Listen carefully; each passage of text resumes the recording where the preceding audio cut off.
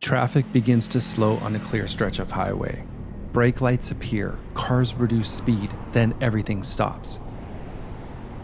Drivers look ahead for a reason. They scan the shoulder, there's no accident. No construction, nothing blocking the road. After a pause, the line moves again. 10 feet forward, then it stops. A moment later, it repeats. Each driver slows slightly more than the one before. Spacing tightens, reaction time shortens, brake lights begin to ripple backward. At this density, traffic stops, forgiving small delays. No one panics.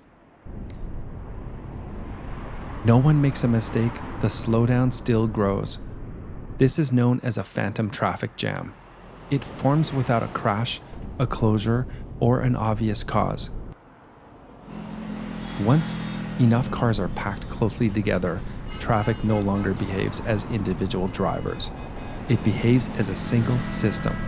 Tiny reactions amplify, resistance forms. Eventually the road opens, cars accelerate, the jam disappears. Nothing was removed because nothing caused it. The stop didn't happen because someone failed.